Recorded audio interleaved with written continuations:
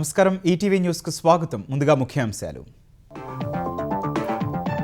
కాళేశ్వరంపై commission నివేదికను high court తప్పు పట్టలేదన్న Revanth. CBI దర్యాప్తు తర్వాత తగిన చర్యలుంటాయని స్పష్టం చేసిన ముఖ్యమంత్రి. బీఆర్ఎస్ కు గతమే తప్ప భవిష్యత్తు లేదన్న సీఎం. బీజేపీతో పొత్తు పెట్టుకుంటారని జోస్యం. పంపకాల పంచాయతీతోనే కవిత విడిపోయారని వ్యాఖ్య. వచ్చే ఎన్నికల్లో పనిచేసే వారికే టికెట్లిస్తానన్న కేసీఆర్.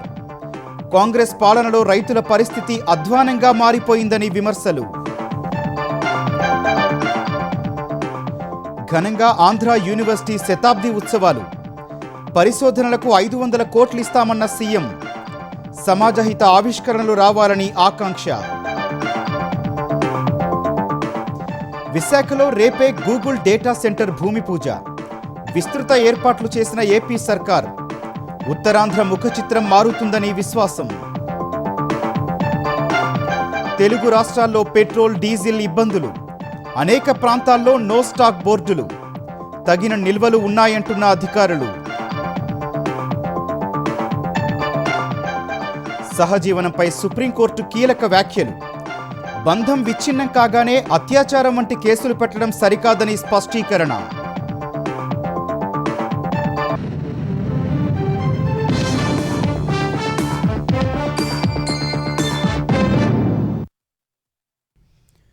బీఆర్ఎస్ కు గతమే తప్ప భవిష్యత్తు లేదని ముఖ్యమంత్రి రేవంత్ రెడ్డి విమర్శించారు.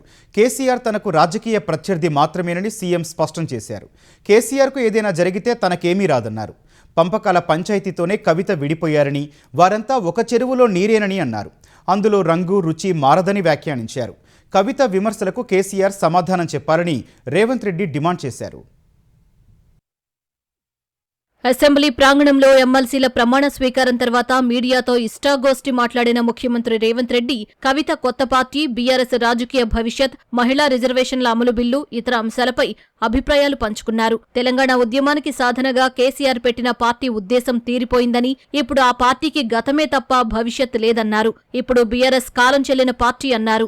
తెలంగాణ ఉద్యమంలో ఆ పార్టీ ఏం చేసినా జనం చూసి చూడనట్లు ఉన్నారని సీఎం గుర్తు చేశారు. 10 ఏళ్ల పాలనా సమయంలో వారి అహంకారం చూసిన ప్రజలు బీఆర్ఎస్ ను దారుణంగా ఓడించారని చెప్పారు. కేసీఆర్ కు ఏదైనా జరిగితే తనకేం వస్తుందన్న సీఎం, ఆయన తన రాజకీయ ప్రత్యర్థి మాత్రమేనని, శత్రువు కాదన్నారు. కేసీఆర్ సీఎంగా ఉన్నప్పుడే కేటీఆర్ ని సీఎం చేయాలనే చర్చ బీఆర్ఎస్ ఆఫీసులో జరిగిందన్నారు.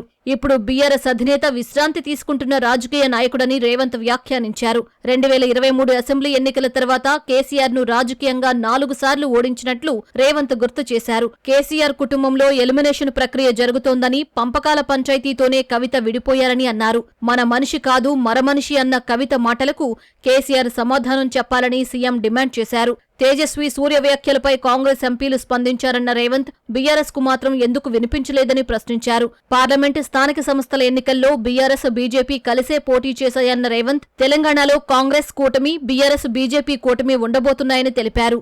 బీజేపీతో పొత్తు పెట్టుకోబోనని కేసీఆర్ దేవుడిపై ఒట్టు వేస్తారా అని రేవంత్ రెడ్డి ప్రశ్నించారు. ఇదే సమయంలో కాళేశ్వరంపై జస్టిస్ ఘోష్ కమిషన్ నివేదికను కొట్టివేయాలని కేసీఆర్, హరీష్ రావు అడిగితే యథాతథంగా కొనసాగుతుందని కోర్టు చెప్పిందని గుర్తు చేశారు.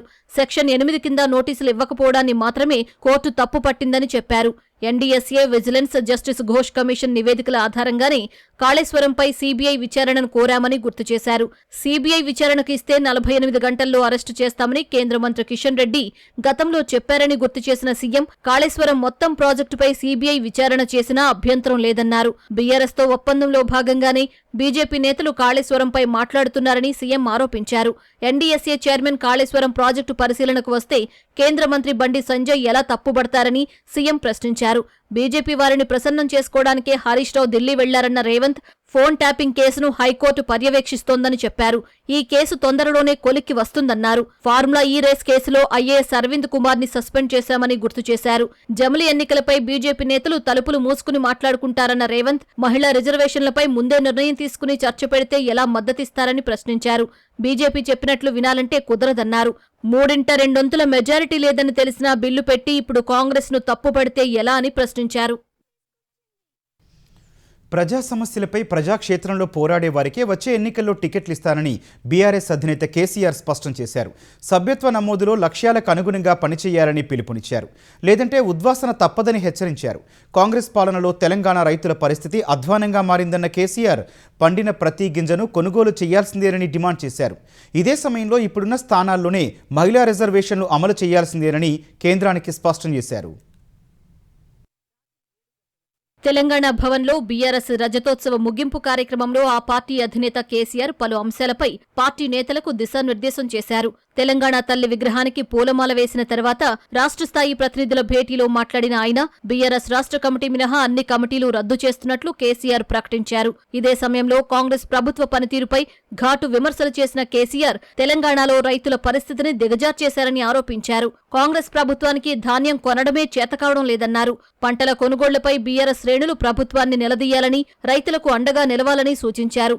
మహిళా రిజర్వేషన్ల అమలు బిల్లుపై లోక్సభలో జరిగిన చర్చలు బీజేపీ ఎంపీ తేజస్వి సూర్య చేసిన వ్యాఖ్యలపై తీవ్ర అభ్యంతరం తెలిపిన కేసీఆర్ కాంగ్రెస్ బీజేపీ ఎంపీలు ఒక్క మాట మాట్లాడకపోవడం దారుణమని విమర్శించారు. ప్రస్తుతం ఉన్న సీట్లలోనే 33% మహిళా రిజర్వేషన్లు కల్పించాలంటూ లోక్సభలో ప్రియాంక గాంధీ బాగా మాట్లాడారన్న కేసీఆర్ అదే డిమాండ్తో బీఆర్ఎస్ భేటీలో తీర్మానం చేశారు. పక్షం రోజుల్లో ఆన్లైన్, ఆఫ్లైన్ సభ్యత్వ నమోదు ప్రక్రియ ప్రారంభించాలని ఆదేశించారు. ఇందుకోసం ప్రతి జిల్లాకు రాష్ట్ర కార్యవర్గ సభ్యుడికి బాధ్యతలు అప్పగించాలని సూచించారు. ఈ విషయంలో లక్ష్యాలు అందుకోకుంటే వచ్చే ఎన్నికల్లో టికెట్లు ఇవ్వబోనని కేసీఆర్ స్పష్టం చేసినట్టు భేటీ తర్వాత బీఆర్ఎస్ కార్యనిర్వాహక అధ్యక్షుడు కేటీఆర్ చెప్పారు. కేసీఆర్ గారు ఒక మాట అన్నారు, సిట్టింగ్ ఎమ్మెల్యేలైనా మీరు క్రియాశీలంగా పనిచేయకపోతే మాత్రం పార్టీ అన్ని పరిగణలోకి తీసుకుంటుంది. క్రియాశీలంగా ఉండండి, కార్యకర్తలకు అందుబాటులో ఉండండి, ప్రజలకు అందుబాటులో ఉండండి, సవ్యంగా పార్టీ ఇచ్చిన టాస్క్లు పూర్తి చేయండి అని చెప్పారు. చెప్పడంతో పాటు పార్టీ అన్ని గమనిస్తుంది, రేపు టికెట్ ఇచ్చేటప్పుడు ఇవన్నీ కూడా పరిగణలోకి తీసుకుంటామని కూడా చెప్పారు. అటు కవిత ఏర్పాటు చేసిన కొత్త పార్టీపై అడగ్గా పార్టీలు వస్తూ ఉంటాయి, పోతూ ఉంటాయంటూ కేటీఆర్ చెప్పారు. పార్టీలు వస్తుంటాయి, పోతుంటాయి, అది పెద్ద ఇష్యూ కాదు. చాలా పార్టీలు వచ్చినాయి, చాలా పార్టీలు పోయినాయి. 25 ఏళ్ళు పూర్తి చేసుకున్న పార్టీ మేము. కాబట్టి మేము ఫోకస్ చేసేది ఈ దేశంలో 25 ఏళ్ళు పూర్తి చేసుకున్న పార్టీలు వేళ్ల మీద లెక్క దగ్గబెట్టే సంఖ్యలో ఉంటాయి. నాకు తెలిసి మన రాష్ట్రంలో అయితే ఒక టీడీపీ, తర్వాత టీఆర్ఎస్, ఇంకే వేరే పార్టీలు ఏం లేవు. ఇప్పుడున్న బీఆర్ఎస్, అప్పుడు టీఆర్ఎస్గా పుట్టింది, ఇప్పుడు బీఆర్ఎస్. కాబట్టి పెద్ద పట్టించుకోదగ్గ విషయమేం కాదు. వచ్చే ఎన్నికల్లో టికెట్ కేటాయింపునకు సభ్యత్వ నమోదే ప్రామాణికమన్న కేసీఆర్ సోషల్ మీడియాలో ఉండి ప్రజాక్షేత్రంలోకి వెళ్లబోమంటే కుదరదని పార్టీ నేతలకు తేల్చి చెప్పారు. 100 ఏళ్ల ఆంధ్ర యూనివర్సిటీ భవిష్యత్తులో మరిన్ని ఘనతలు అందుకోవాలని ఉపరాష్ట్రపతి రాధాకృష్ణన్ సీఎం చంద్రబాబు ఆకాంక్షించారు. ఆంధ్ర యూనివర్సిటీలో పరిశోధనల కోసం 250 కోట్లు ఇవ్వాలని మంత్రి లోకేష్ కోరగా 500 కోట్లు ఇస్తామని ముఖ్యమంత్రి ప్రకటించారు. పారిశ్రామికవేత్తలు, విద్యార్థులు కలిసి మరో 500 కోట్ల కార్పస్ విరాళాల ద్వారా సేకరించాలని పిలుపునిచ్చారు. విశాఖపట్నంలోని ఆంధ్ర విశ్వవిద్యాలయం శతాబ్ది ఉత్సవాలు ఘనంగా జరిగాయి. ఉపరాష్ట్రపతి రాధాకృష్ణన్, గవర్నర్ అబ్దుల్ నజీర్, సీఎం చంద్రబాబు, కేంద్ర రాష్ట్ర మంత్రులు పాల్గొన్నారు. శతాబ్ది ఉత్సవాల స్మారక నాణెం ఆవిష్కరించారు. 100 ఏళ్ల ఆంధ్ర యూనివర్సిటీ భవిష్యత్తులో మరిన్ని మైలురాళ్లు సాధించాలని ఉపరాష్ట్రపతి రాధాకృష్ణన్ ఆకాంక్షించారు. ఆంధ్ర విశ్వవిద్యాలయంలో చదువుకుని ఎందరో ఉన్నత స్థానాలకు వెళ్లారని ఆయన గుర్తు చేశారు. Andhra Pradesh has institutionalized time-bound clearances, transparent governance, and a coordinated single-window framework through which investors get seamless access to land, power, connectivity, and skilled talent. In this direction, the contribution by our Andhra University is immense. The maximum technocrats are in America from India.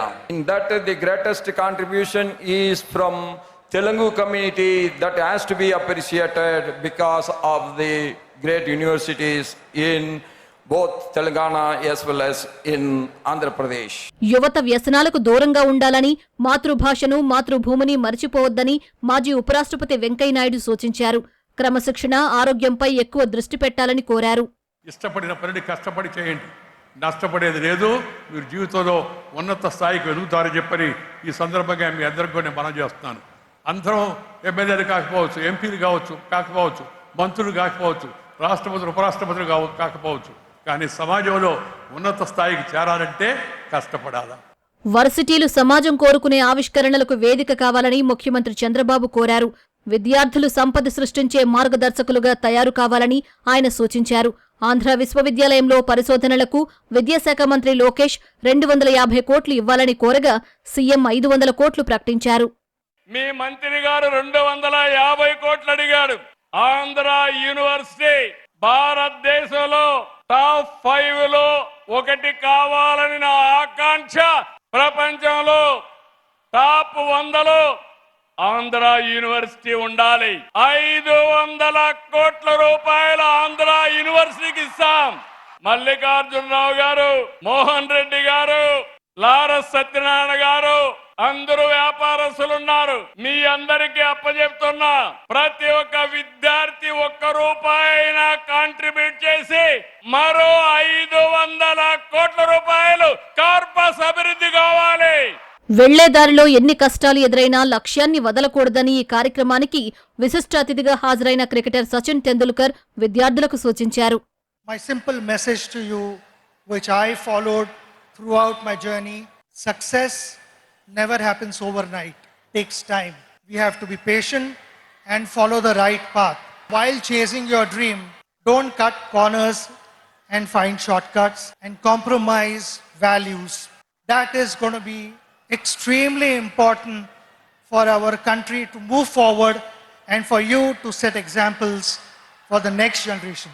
Andhra విశ్వవిద్యాలయంలో ఖాళీగా ఉన్న పోస్టులన్నీ ఏడాదిలోగా భర్తీ చేస్తామని మంత్రి లోకేష్ హామీ ఇచ్చారు. ఈ ఏడాది చివరి నాటికి ఆంధ్రప్రదేశ్లో విద్యుత్ కొనుగోలు ధరను ₹4.60 తగ్గించాలని ముఖ్యమంత్రి చంద్రబాబు అధికారులను ఆదేశించారు. ఉండవల్లి క్యాంప్ ఆఫీసులో విద్యుత్ శాఖపై సమీక్ష నిర్వహించిన చంద్రబాబు వేసవిలో విద్యుత్ సరఫరా 2026-27 ఏడాదికి విద్యుత్ కొనుగోళ్ల ప్రణాళిక, పీఎం సూర్యఘర్, పీఎం కుసుమ్ పథకాల అమలుపై చర్చించారు. విద్యుత్ కొనుగోళ్ల వ్యయం తగ్గాలన్న సీఎం అందుకు ఎలాంటి చర్యలు తీసుకోవాలో అధికారులు దృష్టి పెట్టాలని సూచించారు. విద్యుత్ సహా ప్రతి రంగంలో ప్రజలకు మేలు చేయాలనే సంస్కరణలు అమలు చేస్తున్నామని చెప్పారు. విద్యుత్ రంగంలో రీసెర్చ్ అండ్ ఎనాలిసిస్పై ట్రాన్స్కో, జెన్కోలు తమకున్న సిఎస్ఆర్ నిధులు కేటాయించాలని ఆదేశించారు. అవసరమైతే బడ్జెట్ కేటాయించేందుకు చర్యలు తీసుకుంటామన్నారు. పంప్డ్ స్టోరేజీ విధానంలో విద్యుత్ ఉత్పత్తిపై సమగ్ర అధ్యయనం చేయాలన్న సీఎం ఎనర్జీ యూనివర్సిటీ ఏర్పాటుకు చర్యలు తీసుకోవాలని ఆదేశించారు. పర్యావరణహిత విద్యుత్ ఉత్పత్తిపై దృష్టి సారించాలన్నారు. 2028-29 నాటికి సగానికి పైగా విద్యుత్ ఉత్పత్తి రెన్యూవబుల్ ఎనర్జీ ద్వారా వచ్చే విధంగా చూడాలన్నారు. పీఎం సూర్యఘర్ పథకంలో 52,396 కనెక్షన్లు ఇచ్చామన్న సీఎం మరిన్ని కనెక్షన్లు ఇవ్వాలని సూచించారు. ఆనందపురం మండలం తర్లువాడలో గూగుల్ ఏఏ హబ్ భూమి పూజకు ఏర్పాట్లు పూర్తయ్యాయి. రేపు ఉదయం 9:30 ముఖ్యమంత్రి చంద్రబాబు, ఐటీ శాఖ మంత్రి నారా లోకేష్లతో కలిసి కేంద్ర మంత్రి అశ్విని వైష్ణవ్ గూగుల్ ఏఐ హబ్కు శంకుస్థాపన చేయనున్నారు.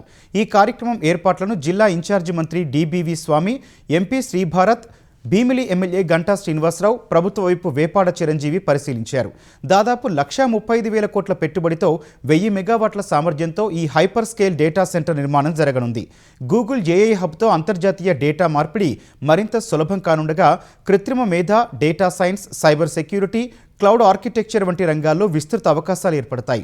స్థానిక యువతకు నైపుణ్యాభివృద్ధి, ఉన్నత వేతన ఉద్యోగాలకు మార్గం సుగమం కానుంది. అనుబంధ పరిశ్రమల స్థాపనతో ప్రాంతీయ ఆర్థిక వ్యవస్థ బలోపేతం కానుంది. ఈ ప్రాజెక్టు ద్వారా ఉత్తరాంధ్ర ముఖ చిత్రం మారిపోనుందని అనేక ఆర్టిఫిషియల్ ఇంటెలిజెన్స్ కంపెనీలు విశాఖ వైపు చూస్తాయని ఏపీ సర్కారు విశ్వాసం వ్యక్తం చేస్తోంది. విశాఖలో ఇన్ఫోసిస్ ఐటీ క్యాంపస్కు 20 ఎకరాల భూమి కేటాయిస్తూ ప్రభుత్వం ఉత్తర్వులు జారీ చేసింది. లిఫ్ట్ పాలసీ కింద ఎకరం 99 పైసలకు ఈ భూమి కేటాయిస్తున్నట్టు వెల్లడించింది. మొత్తం 750 కోట్ల రూపాయల పెట్టుబడితో ఇన్ఫోసిస్ విశాఖ ఐటీ క్యాంపస్ను ఏర్పాటు చేయనుంది. ఎండాడ హిల్లో ఏర్పాటు చేసే ఈ క్యాంపస్లో 7,000 ఉద్యోగాలు రానున్నాయి.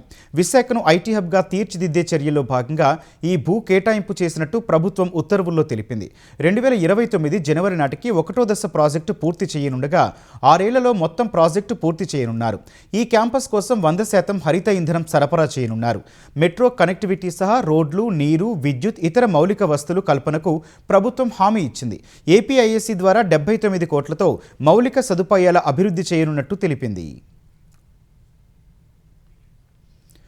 పశ్చిమ బంగాల్లో అసెంబ్లీ ఎన్నికల ప్రచారానికి తెరపడింది. ఈ నెల 29న రెండో విడతలో భాగంగా 142 స్థానాలకు పోలింగ్ జరగనుంది.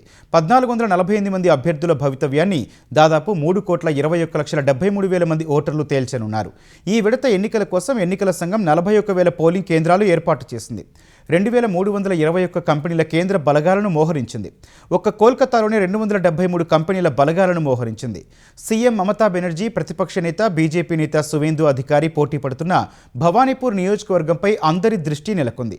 ఈ నెల 23న జరిగిన తొలి విడత ఎన్నికల్లో రికార్డు స్థాయిలో 93.19% పోలింగ్ నమోదైంది. వచ్చే నెల 4న ఓట్ల లెక్కింపు జరగనుంది. తెలుగు రాష్ట్రాల్లో పెట్రోల్, డీజిల్ కొరతతో వాహనదారులు తీవ్ర అవస్థలు పడుతున్నారు. ఆంధ్రప్రదేశ్లో 5వ రోజు సమస్య కొనసాగగా కలెక్టర్లు, ఎస్పీలు, ఉన్నతాధికారులు స్వయంగా రంగంలోకి దిగి పరిస్థితిని చక్కదిద్దుతున్నారు. తెలంగాణలో ఆదివారం రాత్రి నుంచి కొరత ఏర్పడింది. హైదరాబాద్ సహా జిల్లాల్లో బంకుల వద్ద క్యూలు రహదారులపైకి చేరి ట్రాఫిక్ సమస్యలు తలెత్తాయి. తెలంగాణలో ఇంధన కొరత లేదని పౌర సరఫరాల శాఖ ప్రకటించింది. ఆంధ్రప్రదేశ్ వ్యాప్తంగా పెట్రోల్, డీజిల్ కొరత సమస్య కొనసాగుతోంది. విజయవాడ, గుంటూరు, విశాఖ వంటి ప్రధాన నగరాలు, జిల్లా కేంద్రాల్లోనూ కొరత ప్రజలకు ఆందోళన కలిగిస్తోంది. కొన్ని బంకుల్లోనే పెట్రోల్, డీజిల్ దొరకటంతో అక్కడ వాహనదారులు బారులు తీరుతున్నారు. ఎండలో గంటల తరబడి క్యూలైన్లలో వేచి చూస్తున్నారు. ఆటోలు, అంబులెన్స్లు, లారీలు, ట్రాక్టర్లు బారులు తీరటంతో పలుచోట్ల ట్రాఫిక్ రద్దీ ఏర్పడింది. కొన్ని బంకుల వద్ద పోలీస్, రెవెన్యూ అధికారుల పర్యవేక్షణలో విక్రయాలు జరిగాయి. అనేక నగరాలు, పట్టణాల్లో చాలా పెట్రోల్ బంకుల వద్ద నో స్టాక్ బోర్డులు దర్శనమిచ్చాయి. పలుచోట్ల క్యాన్లు, బాటిళ్లు తీసుకుని లైన్లలో నిలబడ్డారు. గోదావరి జిల్లాల్లో వరి కోత యంత్రాల యజమానులు, ఆక్వా రైతులు డీజిల్ కోసం బంకుల చుట్టూ తిరుగుతున్నారు. తిరుపతి శివారులోని తనపల్లి వద్దనున్న Indian oil bunk owner Rajesh Reddy ద్విచక్ర వాహనదారులకు 1 లీటర్ పెట్రోల్ ఉచితంగా పంపిణీ చేశారు.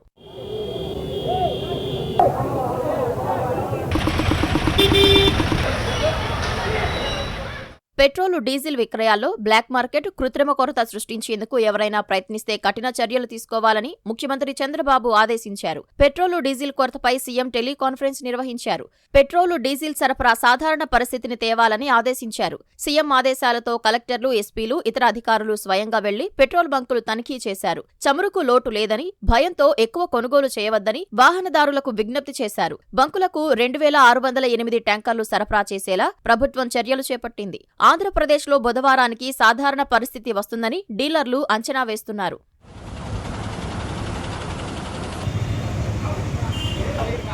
తెలంగాణలోనూ ఇంధన కొరత ఏర్పడింది. ఆదివారం రాత్రి నుంచి చాలా బంకుల్లో డీజిల్, పెట్రోల్ అందుబాటులో లేక నో స్టాక్ బోర్డులు దర్శనమిచ్చాయి. హైదరాబాద్ సహా జిల్లాల్లోనూ అనేక పెట్రోల్ బంకులు మూతపడ్డాయి. ఉన్న కొద్దిపాటి బంకుల్లో ఇంధనం కోసం వాహనదారులు కిలోమీటర్ల కొద్దీ బారులు తీరారు. గంటల తరబడి క్యూలో వేచి చూడాల్సి వస్తోందని వాపోయారు. మెదక్, నిజామాబాద్, వరంగల్, ఖమ్మం ఉమ్మడి జిల్లాల్లో వరి కోతలు మొదలు కావడంతో డీజిల్ కోసం రైతులు తిప్పలు పడుతున్నారు. నో స్టాక్ బోర్డులు చూసి ఆందోళన వ్యక్తం చేశారు. దొరికిన చోట డబ్బాలు, బాటిళ్లతో చాలా మంది పెట్రోల్, డీజిల్ పోయించుకున్నారు. పెట్రోల్ బంకుల వద్ద రద్దీతో కొన్ని చోట్ల ట్రాఫిక్ అంతరాయం ఏర్పడింది. కొన్ని చోట్ల పోలీసుల పర్యవేక్షణలో డీజిల్, పెట్రోల్ విక్రయించాల్సిన పరిస్థితి నెలకొంది.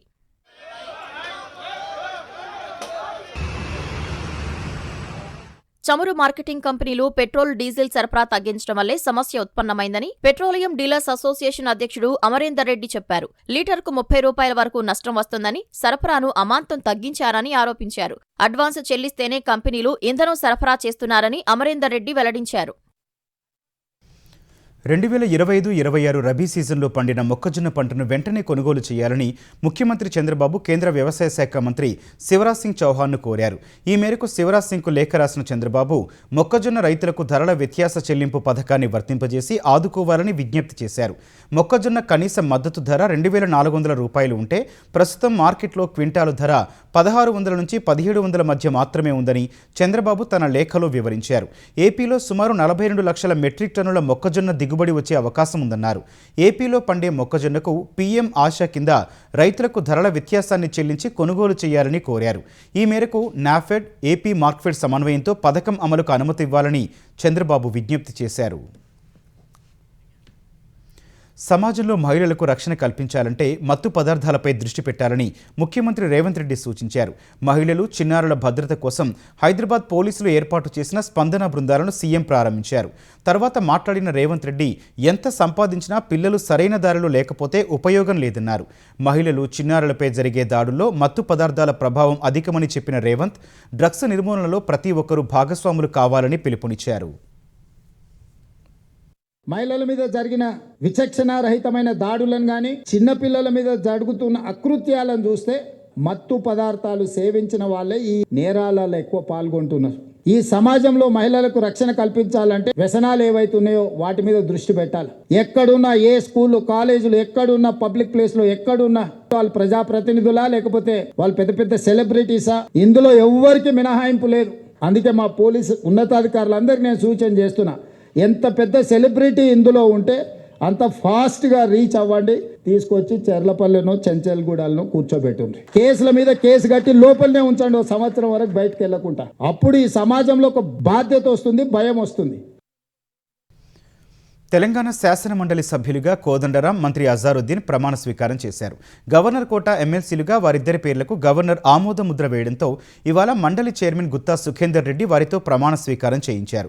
ఈ కార్యక్రమానికి ముఖ్యమంత్రి రేవంత్ రెడ్డి, పలువురు మంత్రులు హాజరయ్యారు. నాంపల్లి నుంచి గన్ పార్క్ వరకు ర్యాలీగా వెళ్లిన తెలంగాణ జనసమితి పార్టీ అధ్యక్షుడు ఆచార్య కోదండరాం అమరవీరుల స్తూపానికి నివాళులర్పించారు. అనంతరం శాసనమండలి సభ్యుడిగా ప్రమాణ స్వీకారం చేశారు. పార్టీ నిర్దేశించుకున్న లక్ష్యాల సాధనకు ఎమ్మెల్సీగా పనిచేస్తారని ఆయన చెప్పారు. జూబ్లీహిల్స్ ఉప ఎన్నికలో ముస్లింల ఓట్ల కోసమే మంత్రి పదవి ఇచ్చారన్న ఆరోపణలను మంత్రి అజారుద్దీన్ తోసిపుచ్చారు. ముఖ్యమంత్రి రేవంత్ రెడ్డి మొదటి నుంచి మైనార్టీలకు ప్రాధాన్యతనిస్తున్నారని చెప్పారు.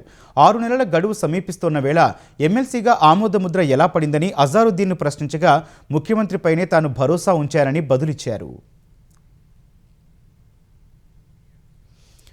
హైస్పీడ్ రైల్వే కారిడార్లు అభివృద్ధిలో కీలక పాత్ర పోషిస్తాయని తెలంగాణ రోడ్లు భవనాల శాఖ మంత్రి కోమటిరెడ్డి వెంకటరెడ్డి పేర్కొన్నారు. సచివాలయంలో Hyderabad, Pune, Mumbai, Bharat Future City Chennai, Bharat Future City Bengaluru high speed కారిడార్లపై కోమటిరెడ్డి వెంకటరెడ్డి సమీక్షించారు. ఈ సమీక్షలో హైస్పీడ్ రైల్వే కారిడార్ ప్రాజెక్టులపై అధికారులు మంత్రికి వివరించారు. అనంతరం రోడ్లు భవనాల శాఖపై సమీక్షించిన మంత్రి తెలంగాణలో రోడ్లు, బ్రిడ్జిలు, ఆర్ఓబీలు, హైకోర్టు భవనం, టిమ్స్ ఆసుపత్రుల పనుల పురోగతిపై చర్చించారు. జూన్ 2న సనత్ నగర్ టిమ్స్ ప్రారంభానికి ఏర్పాట్లు చేయాలని సూచించారు. మెడికల్ అండ్ హెల్త్ వారితో సమన్వయం చేసుకుని ఏర్పాట్లు చేయాలని మంత్రి అధికారులను ఆదేశించారు. రంగారెడ్డి జిల్లా శంకర్పల్లి మండలం మహాలింగాపురంలో ఎన్సీసీ సిమెంట్ బ్రిక్స్ కంపెనీలో క్రేన్ కూలి 5గురు మృతి చెందారు. 12 మంది గాయపడ్డారు. సాయంత్రం ఒక్కసారిగా వచ్చిన ఈదురుగాలులకు క్రేన్ కూలి పక్కనే ఉన్న షెడ్డుపై పడింది. ఆ సమయంలో షెడ్డులో 14 మంది వరకు కూలీలు పనిచేస్తున్నారు. ప్రమాదంలో 3 అక్కడికక్కడే మృతి చెందగా 11 మంది గాయపడ్డారు. క్షతగాత్రులను శంకర్పల్లి ఆసుపత్రికి తరలించి చికిత్స అందిస్తున్నారు. వారిలో కొందరి పరిస్థితి విషమంగా ఉన్నట్లు తెలుస్తోంది. 2వ విడత శాంతి చర్చలపై అనిశ్చితి కొనసాగుతున్న వేళ అమెరికా అధ్యక్షుడు డొనాల్డ్ ట్రంప్ మరోసారి ఇరాన్కు గట్టి హెచ్చరికలు చేశారు. యుద్ధం ముగించడానికి, కాల్పుల విరమణకు అంగీకరించడానికి 3 రోజుల సమయం మాత్రమే ఉందని తేల్చి చెప్పారు. లేదంటే వారి చెమురు పైపు లైన్లు పేలిపోతాయని ట్రంప్ తెలిపారు. ఫాక్స్ న్యూస్కు ఇంటర్వ్యూ ఇచ్చిన ఆయన ఈ వ్యాఖ్యలు చేశారు. ఇరాన్ చెమురు ఎగుమతులను కొనసాగించలేకపోతే యాంత్రికంగా, భూమి సహజ శక్తుల కారణంగా పైపు లైన్లు విఫలమవుతాయని తెలిపారు. ఇరాన్కు భారీ పరిమాణంలో చెమురు సరఫరా వ్యవస్థ ఉందని, ఏదైనా కారణంతో అది మూసుకుపోతే అప్పుడు ఇంధనాన్ని కంటైనర్లు లేదా నౌకల్లో నింపడం సాధ్యం కాదన్నారు. ప్రస్తుతం ఇరాన్ అదే పరిస్థితి ఎదుర్కొంటోందని ట్రంప్ తెలిపారు. దిగ్బంధనం కారణంగా వారి వద్ద నౌకలు కూడా లేవని తెలిపారు. హార్ముజ్ జలసంధిని తిరిగి తెరవడం సహా యుద్ధం ముగించడానికి ఇరాన్ కొత్త ప్రతిపాదన చేసినట్లు అంతర్జాతీయ మీడియా కథనాలు పేర్కొన్నాయి. పాకిస్తాన్ మధ్యవర్తుల ద్వారా ఇరాన్ ఈ ప్రతిపాదనను అమెరికాకు పంపినట్టు ఆ కథనాలు తెలిపాయి. అణ్వాయుధ చర్చలను తదుపరి దశకు వాయిదా వేయాలని ఇరాన్ ప్రతిపాదించినట్టు వెల్లడించాయి. ఇరాన్ ప్రతిపాదనపై చర్చించేందుకు ఇవాళ జాతీయ భద్రత, విదేశాంగ విధాన బృందంతో అమెరికా అధ్యక్షుడు ట్రంప్ సమావేశం కానున్నట్లు తెలుస్తోంది. వాణిజ్యం పెట్టుబడుల పెంపే లక్ష్యంగా భారత్ న్యూజిలాండ్ స్వేచ్ఛా వాణిజ్య ఒప్పందాన్ని కుదుర్చుకున్నాయి. వాణిజ్య మంత్రి పీయూష్ గోయల్, న్యూజిలాండ్ వాణిజ్య శాఖ మంత్రి టాడ్ మెక్లే సమక్షంలో ఈ ఒప్పందం కుదిరింది. ఈ ఒప్పందం ప్రకారం వచ్చే 15 ఏళ్లలో భారత్కు సుమారు 1,86,000 కోట్ల పెట్టుబడులు వచ్చే అవకాశం ఉంది. సేవల రంగానికి సంబంధించి నైపుణ్యం కలిగిన భారతీయ నిపుణుల కోసం న్యూజిలాండ్ ఏటా 5,000 వీసాలను 3 ఏళ్ల కాల పరిమితితో జారీ చేయనుంది. సిరామిక్స్, తివాచీలు, ఆటోమొబైల్స్, ఆటో విడిభాగాల వంటి భారత ఎగుమతులపై సుంకాలను న్యూజిలాండ్ పూర్తిగా ఎత్తివేయనుంది. కలప, ఉన్ని, గొర్రె మాంసం వంటి న్యూజిలాండ్ ఉత్పత్తులపై భారత సుంకాలను పూర్తిగా తొలగించనుంది. Petroleum, vegetable oils, electrical machinery వంటి ఉత్పత్తులపై దశలవారీ సుంకాలను తొలగించనుంది. Wine, pharma drugs, apples, kiwi పండ్లు, మనుకా, తేనె వంటి వాటిపై భారత సుంకాలను తగ్గించనుంది. దేశీయ పాడి రైతుల ప్రయోజనాలను రక్షించేందుకు పాడి ఉత్పత్తులను ఈ ఒప్పందం నుంచి భారత్ మినహాయించింది. సహజీవనంపై సుప్రీంకోర్టు సంచలన వ్యాఖ్యలు చేసింది. ఇష్టం లేనప్పుడు సహజీవన భాగస్వామి నుంచి విడిపోవడం నేరం కాదని స్పష్టం చేసింది. పెళ్లి పేరుతో నమ్మించి తనపై అత్యాచారానికి పాల్పడ్డాడంటూ ఓ మహిళ దాఖలు చేసిన పిటిషన్పై జస్టిస్ బివి నాగరత్న నేతృత్వంలోని ధర్మాసనం విచారణ జరిపింది. ఈ విచారణలో తనకు 18 ఏళ్ల వయసున్నప్పుడు పెళ్లి చేసుకుంటానని నమ్మించాడని, అప్పటికీ అతనికి 4 భార్యలున్న విషయాన్ని దాచిపెట్టాడని బాధితురాలు తెలిపారు. అయితే కోర్టు కేవలం పిటిషనర్ పెట్టిన కేసుపైనే దృష్టి పెడుతుందని ధర్మాసనం స్పష్టం చేసింది. పెళ్లి చేసుకోకుండా కలిసి ఉండాలనుకున్నప్పుడు సహజంగానే కొన్ని ముప్పులుంటాయని జస్టిస్ నాగరత్న వ్యాఖ్యానించారు. ఏళ్ల తరబడి ఏకాభిప్రాయంతో కలిసి ఉండి బిడ్డను కన్న తర్వాత ఆ బంధం విచ్ఛిన్నం కాగానే అత్యాచారం వంటి క్రిమినల్ కేసులు పెట్టడం సరికాదని స్పష్టం చేశారు. ఆ బంధం వల్ల పుట్టిన బిడ్డ కోసం మాత్రం మహిళ పోషణ ఖర్చులను కోరవచ్చని సూచించారు. ఒకవేళ వివాహం జరిగి ఉంటే ఆమె హక్కులు మరింత మెరుగ్గా ఉండేవని జస్టిస్ నాగరత్న అభిప్రాయపడ్డారు. ఈ వ్యవహారాన్ని మధ్యవర్తిత్వం ద్వారా పరిష్కరించుకోవాలని ఇరుపక్షాలకు సూచించారు. ఆమ్ ఆద్మీ పార్టీ రాజ్యసభ పక్షం భారతీయ జనతా పార్టీలో విలీన ప్రక్రియ ముగిసింది. ఆమ్ ఆద్మీ పార్టీని బీజేపీలో విలీనం చేస్తున్నట్టు రాఘవ్ చెడ్డా సహా 7 సభ్యులిచ్చిన లేఖను రాజ్యసభ చైర్మన్ రాధాకృష్ణన్ పరిగణలోకి తీసుకున్నారు. 7 బీజేపీ సభ్యుల జాబితాలో చేరుస్తున్నట్టు రాజ్యసభ సచివాలయం తెలిపింది. 7 ఎంపీలను బీజేపీలో చేరుస్తూ చైర్మన్ రాధాకృష్ణన్ నిర్ణయం తీసుకున్న తర్వాత రాజ్యసభలో వేర్వేరు పార్టీల బలాబలాలతో కూడిన జాబితాను రాజ్యసభ సచివాలయం విడుదల చేసింది. 7 చేరికతో రాజ్యసభలో బీజేపీ సభ్యుల సంఖ్య 106 నుంచి 113కు పెరిగింది. ఈ మేరకు పెద్దల సభలో బీజేపీ అతిపెద్ద పార్టీగా అవతరించింది. అటు తమ పార్టీ నుంచి బయటకు వెళ్లిన 7 సభ్యులపై అనర్హత వేటు వేయాలని ఆప్ రాజ్యసభ సభ్యుడు సంజయ్ సింగ్ ఇచ్చిన లేఖను రాజ్యసభ చైర్మన్ పరిగణలోకి తీసుకోలేదు.